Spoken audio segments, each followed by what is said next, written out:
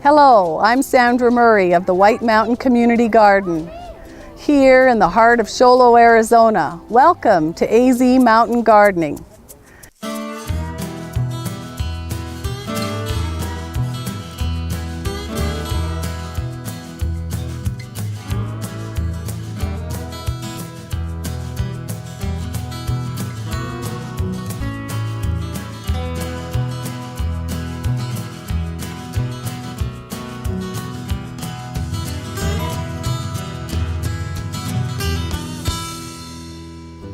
So we're here in front of the herb garden, and I just wanted to share this great plant called calendula. Another common name for it is pot marigold, but her official name, Calendula officinalis. And we love her here because she grows well. A lot of the pollinators love her. You'll see that they're all over it. And here we are in early fall and she's still blooming. We'd like to do a lot of things off-season, us gardeners, and one thing that we do is make soap. And so one thing when you use the calendula is we'll infuse the blossoms in olive oil, and then we'll use that as part of our recipe because calendula is really a nice herb for the skin.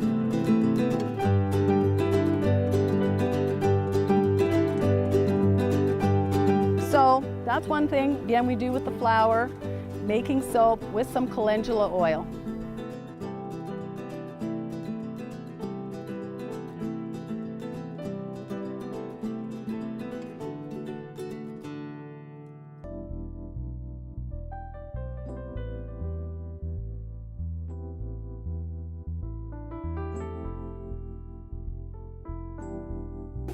All right.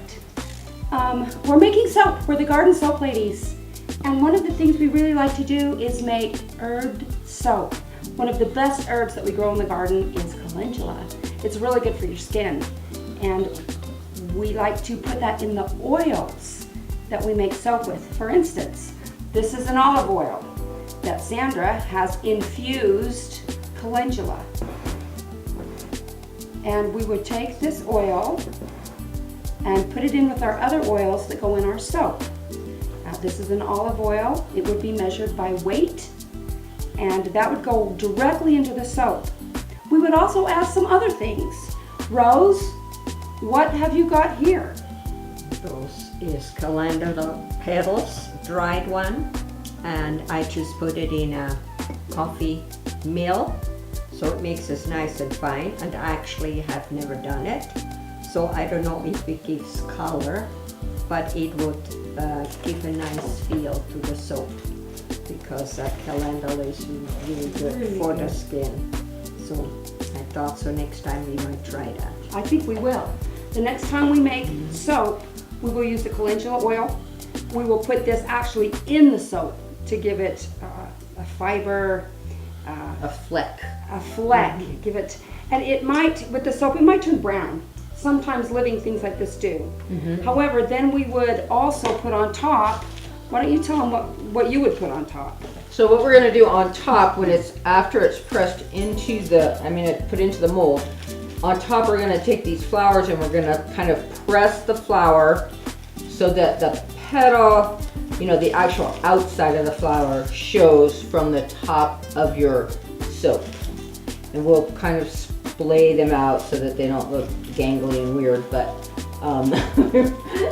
but it'll give a nice look to the soap, to the appeal of the soap. It'll be so pretty. Yeah. I think especially these flower-shaped soaps would be really fun to put that calendula on.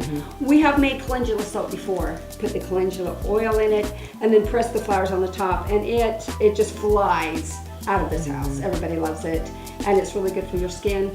We haven't before put a scent in it. We've just had the plain soap scent, which makes it more natural. We have talked about putting a scent in it, which we might put an almond or maybe even just a vanilla to make it Vanilla would be nice, a little softer.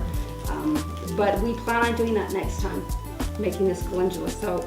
And we sell the soap at the garden. Do you want to talk a little bit about selling the soap at the garden? Saturday mornings, when we sell the vegetables, they have the soap available for sale, and it's $3 each.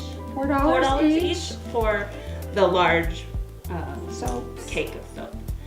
And we have lots of different flavors, smells that we do. And it's wrapped in a cellophane? No. Yeah, we wrap it up in a tissue paper and put it in a bag. You should always use your soap in something that breathes, because it is constantly needing air. But we also have these bug and butterfly and moth molds for the garden soap.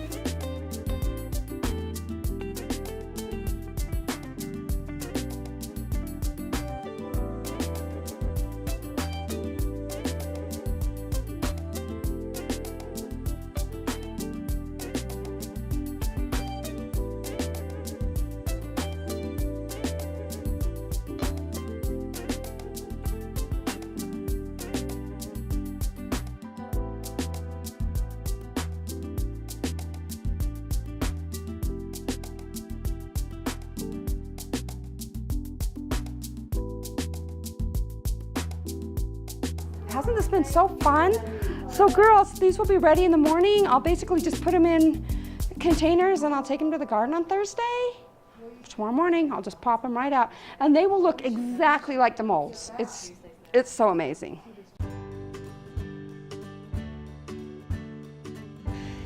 We're selling all this produce today. We picked everything this morning. We have beans, kohlrabi, cucumbers, a million tomatoes. We have tons of tomatoes. We're selling our small tomatoes for $2 a pound. Our heirloom tomatoes are $3 a pound. And I'm not sure how much we already made today. I haven't had a chance. It's been so busy.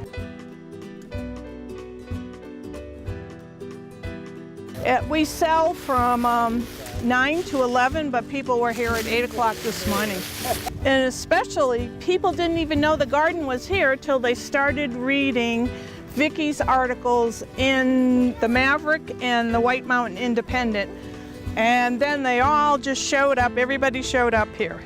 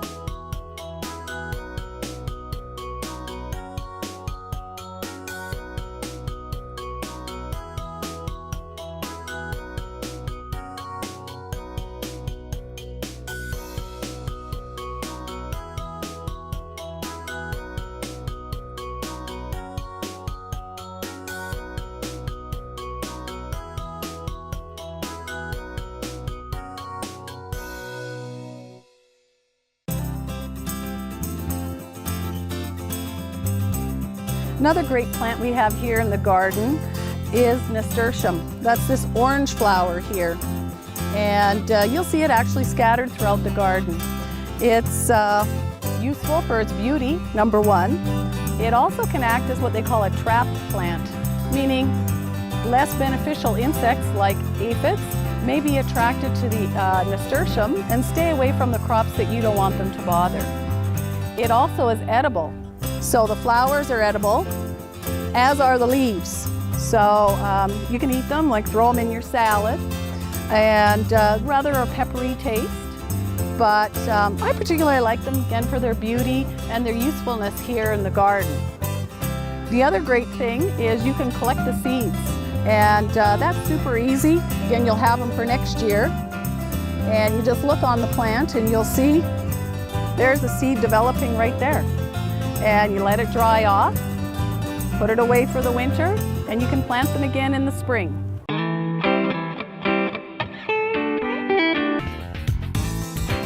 These are the peanuts that the children grew in the children's garden.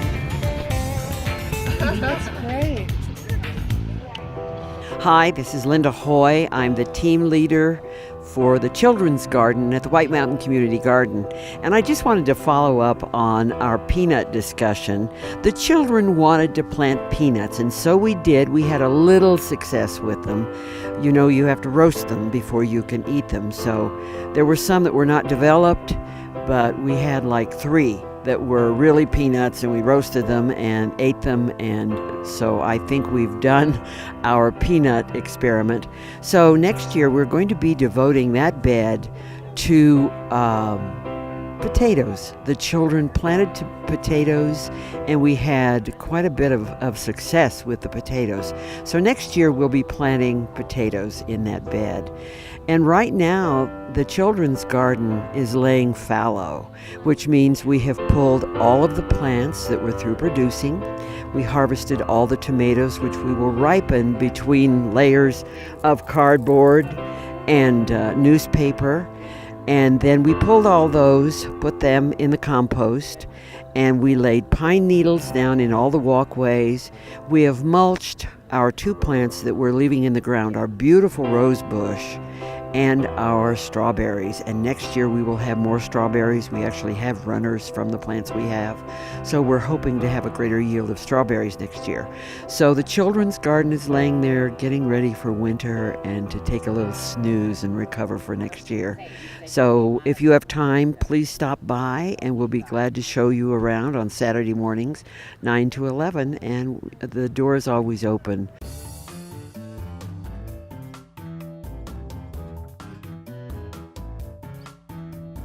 This is Ann Cameron from the High Tunnel at the White Mountain Community Garden. We are going to be doing some major renovations in the tunnel this year. We've always planted 5 or 6 straight rows, 60 feet long, in the tunnel. This year we're going to try and do some raised beds. We're going to have a raised bed 5 feet wide, 60 feet long. We'll be able to access it from the back and the front, so there should be no problem with bending over and reaching in the middle. We're going to do a lasagna bed in there. Now, a lasagna bed is just like it sounds, layers. We're going to layer soil, we're going to layer cardboard, some manure, some straw, or another carbon source would be leaves, oak leaves. Then we're going to put some more soil on the top and maybe more cardboard in there also. We're going to be able, the nice thing about a lasagna bed is you're going to be able to plant immediately. So we're going to prepare this lasagna bed, and then we're going to be planting the next day, or even that day if we had any energy. And then the next big thing to remember is mulch. We're going to mulch the top after we plant with probably pine needles. That's what we have the most of, 2 or 3 inches high. Now that's going to keep the moisture in, it's going to keep the heat in, and protect the new plants that are coming up. This is only half of the tunnel. This will be less than half of the tunnel, but this is an experiment, and we should get, in that area, we should be increasing our yield a number of times. So we did make a lot of money selling produce this year, but we hope with this new method we'll be able to make even more, which is going to help us continue the garden. It costs a lot to run the garden, to buy supplies, to do repairs. Cost a lot to repair the high tunnel. So we do need funding, and we are hoping that this is going to help us. So we'll let you know how it works.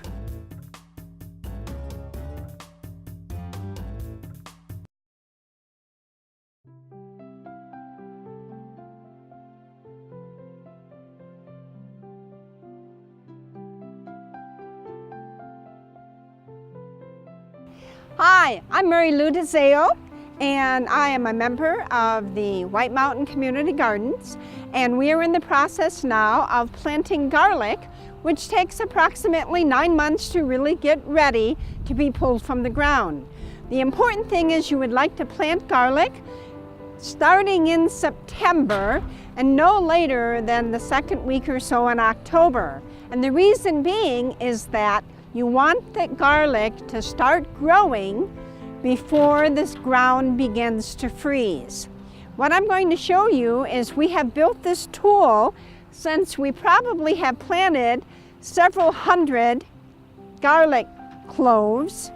We made this tool, one of our members did, and it actually will keep the garlic evenly spaced, and we will make the holes approximately 2.5 inches deep.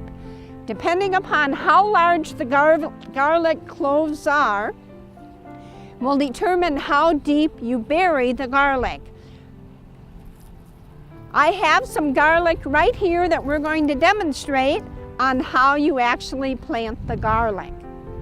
First of all, you want to separate your garlic into all the little segments, like this. So what I've done is I've broken up your garlic into all these little segments. And when you plant garlic, you plant it, there's a stem on the bottom, and there's a little tip at the top. And what you want to do is you just want to place this garlic below the surface with the bottom pointing downward and the tip pointing upward. What I'm going to do now is I'm going to show you how we made the garlic holes in preparation for planting the garlic. We took our little tool and we would step on it like this and make holes down in the dirt, and then we would bring it up, and as you can see, we have beautifully separated holes for planting the garlic. So what we do with the garlic is that this is a fairly small piece. So what I do is you measure the hole, and it's pretty deep. And so you only want the garlic to just be below the dirt level. So you can see I have approximately 1 inch that I need to add some soil back down in the hole so I don't get it buried too deep. If I bury the clove too deeply, it will not grow. So what we've done is we put a little bit of soil back in the hole, so now it's about the right depth. And then what you do is you take white lightning, which is a product that you sprinkle over all your cloves, and it gives the microorganisms to help grow the garlic. So what I've done now is I have the tip pointed up, and I have the bottom section here. So you put that in the soil like that, and then you gently cover up your garlic. It does not have to be covered very deeply, just enough to cover the top of the garlic. So what we're going to do is I'm going to go ahead, take another one. This is the bottom of the garlic clove. Make sure the point is up. The hole is a little deep, so I put a little dirt back in there, push it in there, and gently cover it up.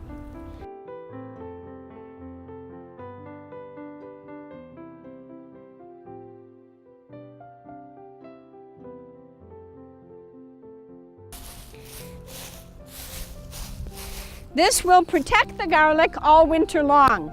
The other thing too is you've got your watering system underneath, and you've got to keep the soil moist through until you actually shut your outdoor water off.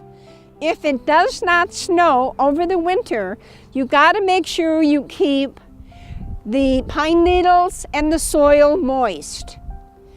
so that the garlic cloves do not dry out.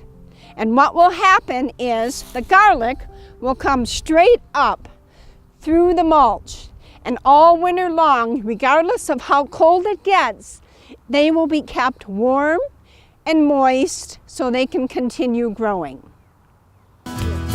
Thanks for joining us on this episode of AZ Mountain Gardening.